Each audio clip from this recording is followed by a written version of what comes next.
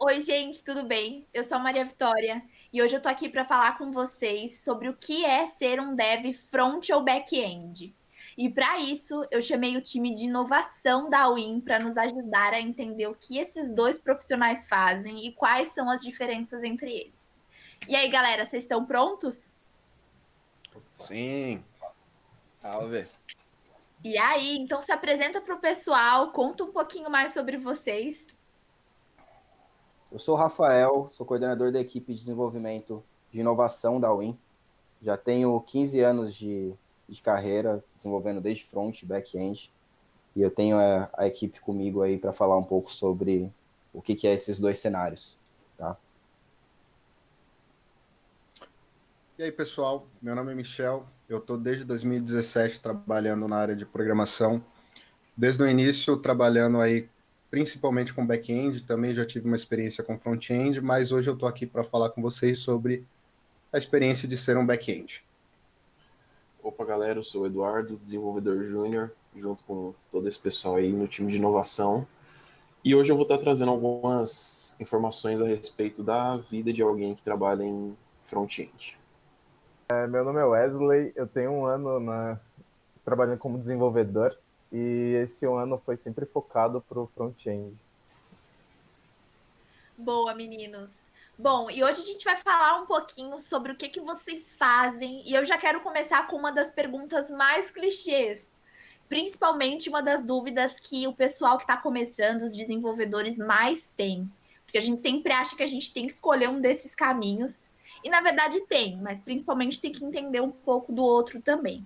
Então eu queria perguntar para o Edu e para o Wesley o que é ser um front-end e quais são as responsabilidades dessa área. Fala um pouquinho pra gente.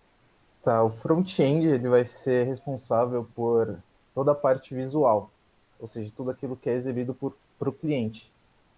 Normalmente a gente tem um UX, um designer que vai fazer as telas e etc. A responsabilidade do front-end vai ser transformar tudo aquilo em código e também fazer toda a ligação de front e back. Então, a principal responsabilidade que a gente tem hoje é pensar nessa regra de negócio voltada para o front-end. Aí o Edu vai complementar um pouco isso aí. É que nem o Wesley falou, dentro do ali, não exatamente dentro do front-end, mas trabalhando em paralelo, existem essas duas partes muito importantes, que é o UI e o UX. O UX vem do termo de User Experience, que é basicamente de como a pessoa se sente enquanto ela usa o seu serviço. E já o UI, quer dizer User Interface, é basicamente a ideia de guiar o usuário pela sua aplicação. Então, é sempre trazer o dado da forma mais objetiva possível. Então, gente, basicamente, um front-end, ele é responsável por tudo aquilo que o cliente vê, né? Tudo que é entregável em si para o cliente. E agora, para entender um pouquinho mais o que tem por trás, a gente vai falar com o Michel. Michel, conta pra gente o que que é ser um back-end. E depois eu já queria emendar uma outra pergunta para a gente poder entender como era antes a relação desses dois profissionais. Bacana. Então, o back-end, ele tem a responsabilidade de trabalhar com a regra de negócio do sistema, que é a parte que o cliente não vê de certa forma, porque no final ele vê as informações prontas. E ser um back-end é isso, é trabalhar na parte da retaguarda do sistema, digamos assim. Por exemplo, um tipo de funcionamento do back-end que também demonstra uma comunicação com o front-end é o reset de senha, que muitas páginas de login têm. Normalmente você acessa uma página e informa aquela página pelo front-end que você esqueceu a sua senha. O front-end tem a responsabilidade de informar para o back-end que aquela pessoa esqueceu aquela senha e o back-end processa essa informação e devolve isso para o cliente de alguma forma, seja por e-mail, por um link de reset de senha, de alguma forma ele precisa fazer isso acontecer, entendeu? Basicamente, esse é o back-end. Antigamente, os projetos, eles eram compostos, e tem grande parte de empresas que ainda são, tá? São compostos por uma estrutura de monolito. O que é o monolito? É a junção do front-end com back-end. Então, é tudo num projeto só. Então, basicamente, o que o pessoal mais utilizava era a estrutura MVC. A MVC é Model, View e Controller. É uma estrutura de projeto, tá? Hoje, ela está sendo diluída para microserviço. Que aí a gente, pensando em microserviço, a gente tem essa divisão de áreas, onde eu tenho uma equipe focada 100% em front-end e uma equipe focada 100% em back-end. E aí você tem bastante empresa fazendo essa migração. Tanto que essa equipe de inovação que foi composta na Win foi justamente para trazer essa mudança para dentro da empresa. Então tem bastante empresas que estão vindo com essa ideia de atualizar a estrutura, atualizar os conceitos do sistema para que tenha esse movimento mais escalável. E agora, para a gente saber na prática como que vocês se relacionam, Rafa, conta pra gente como que é o dia a dia de vocês como um time. Tá.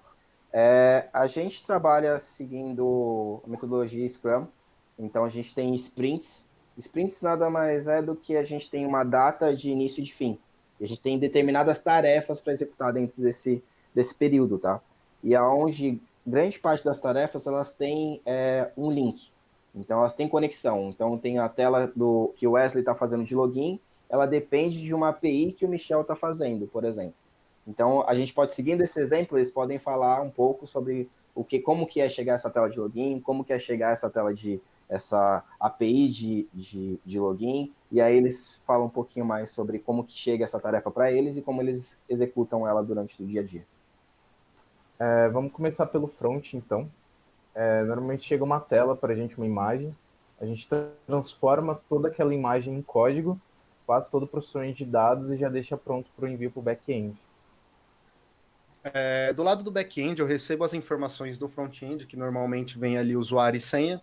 Eu identifico essas informações no nosso banco de dados, me certificando de que esses dados existem, de que esse usuário ele tem, de fato, autorização a acessar esse sistema, processo e devolvo uma autorização que normalmente é em formato de um token, um código grande com vários caracteres, e o front em si pode autorizar a entrada do usuário nas páginas e etc. que é a necessidade lá. E por trás de tudo isso, existem algumas tecnologias que vocês utilizam no dia a dia, até para a gente conseguir se conversar, para vocês terem um melhor aproveitamento aí do próprio desenvolvimento de vocês, né? Queria que vocês contassem um pouquinho, então, o que vocês estão usando de ferramenta. Bom, no front-end a gente utiliza bastante o Vue.js, que é um framework baseado em JavaScript, e tem uma grande vantagem nele, que é a utilização da reatividade e componentização. A reatividade é basicamente você ter uma atualização do dado em tempo real sem a necessidade de um reload da página. Então vamos supor que você tem uma tabela de produtos e um desses produtos ele tem um valor alterado. O cliente ele não precisa atualizar essa página, é alterado em tempo real sem a necessidade desse reload. Já a componentização é você poder reaproveitar múltiplas partes da sua aplicação em múltiplas páginas. Então vamos supor que você tem um sidebar com categorias de produtos e você precisa ter essa mesma sidebar em 3 páginas. Você não precisa recriar esse sidebar em todas essas páginas. Você simplesmente reaproveita esse componente importando ele. E aí você consegue ter toda a lógica de programação ali dentro e toda a regra de negócio daquele componente específico. Bom, o que a gente usa hoje no back-end de linguagem de programação, que é o que geralmente se olha quando alguém está pensando em entrar nesse mercado, é o Node.js. O Node.js nada mais é do que uma forma de rodar o JavaScript que nasceu lá no front-end, só que no back-end. Ele tem tido ótimos resultados, uma performance gigantesca, está surpreendendo muita gente, e é uma ótima ferramenta para poder entrar, porque assim, geralmente uma pessoa que vai se tornar back-end, ela conhece o front-end. Acredito até que a maioria delas passaram pelo front-end primeiro de alguma forma ali, pelo básico, que seja pelo HTML e CSS, para depois cair no back-end, seja por PHP, que é uma das linguagens disponíveis também para back-end, tem o Java, tem N linguagens, mas hoje a gente trabalha com o Node.js. Certo. Complementando também um pouco sobre ferramentas de front-end que você pode utilizar, Para facilitar no início, você pode utilizar frameworks como o Bootstrap. Ele é nada mais, nada menos do que CSS e JavaScript já compactados, né, já prontos. Então isso acaba facilitando na hora de montar uma estrutura mais bonita, etc. É muito recomendado que você sempre dê uma olhada em coisas do tipo. E já que a gente já entrou no assunto de tecnologia, de conceitos e de como é o dia a dia desenvolvendo uma aplicação, sendo back ou sendo front, eu queria que vocês explicassem para a gente um pouquinho quais são as habilidades que para vocês é imprescindível que esse profissional desenvolva, tanto no back quanto no front-end. Rafa, começa aí para gente. Tá. O que eu acho que um programador bom precisa ter é uma análise mais crítica sobre o que ele está fazendo e como ele está fazendo e, por exemplo, também sobre tecnologia. Por que ele está usando aquela tecnologia? Não é porque simplesmente porque o Netflix usa, né, a Node.js que a gente vai utilizar Node.js. Eles poderiam estar utilizando o Java e a gente está utilizando o Node. É mais entender o porquê daquilo para poder fazer as perguntas certas sobre aquilo e tentar achar a melhor forma, o melhor resultado para aquilo. Eu acho que você tendo esses questionamentos durante a sua carreira, você tem uma evolução mais constante, porque você não tem aquelas quebras, tipo, pô, tô no meio de um processo, já estou desenvolvendo um processo em Java durante 6 meses e vê que depois de 6 meses não resolve. E aí você volta e tudo que você estudou não valeu de nada. Então, a paciência e o estudo em cima dessas coisas vão te livrar de muitos problemas, assim, sabe? E eu acho que uma coisa que é bem legal, assim, é você gostar de estudar. Tecnologia em si é algo que muda constantemente. A gente está falando aqui agora, tem um cara criando um framework novo de JavaScript, de Ruby e qualquer outra coisa, ou um cara que desenvolveu algo novo que é, tipo, você desenvolveu uma linha que é esse trecho aqui assim. Ele faz exatamente a mesma coisa. Um cara vem depois e faz isso que é 2 linhas, e mais performático. Aí você tem que entender o que esse cara fez e, de fato, aplicar. Porque a tecnologia, ela é constante. Então, tem que gostar de estudar, tem que gostar de se questionar sobre. E, cara, a cultura geral é videogame, ser PCs gamers e pra frente, vai ser bem legal. É uma boa profissão, cara. É bem legal. Não, bacana. Eu concordo plenamente com o que o Rafa falou. Muitas das coisas que ele falou eu ia falar. E para não repetir o que ele falou, eu tenho uma outra questão que é a curiosidade e o interesse de praticar. A curiosidade em si de ir atrás de estudo, como o Rafa já falou, e colocar em prática o que está sendo estudado dentro daquilo que você gosta para não se tornar uma coisa chata. Essa prática ela vai levar à perfeição. Um exemplo é se eu sou uma pessoa que gosto muito de games. Então, vira e mexe, eu estou mexendo com alguma coisa que uma API relacionada, um WebSocket, que mais para frente a gente pode falar sobre, mas mexendo com programação nisso, entendeu? Isso me ajuda a ter novos horizontes, conhecer novas coisas, e é muito importante essa prática, muito importante mesmo. Então, pratiquem muito. Complementando o que o Michel está falando, esse tipo de ação que ele tem é tão boa profissionalmente como para a corporação. Porque dentro do seu estudo, você pode acabar encontrando alguma coisa que pode virar um produto para a empresa ou até mesmo um produto pessoal. Então, o desenvolvedor em si, ele tem esse poder de ter a faca e o queijo na mão. Hoje eu sou um empregado, amanhã eu sou um CEO, entendeu? Porque eu criei um projeto. Então, é bem legal você ter essa dinâmica e essa curiosidade, tá? Sim. Tudo isso que eles falaram faz total sentido. Querendo ou não, você precisa ter um entusiasmo por isso. A gente, tanto na empresa quanto fora, a gente praticamente vive de tecnologia 24 horas por dia. E a gente sempre está num hype muito alto, seja qualquer projeto. E essa parte que o Rafa comentou de você sempre buscar conhecimento, então, para mim é essencial. Já teve Hackathon, já teve Innovation Week, todos nós participamos.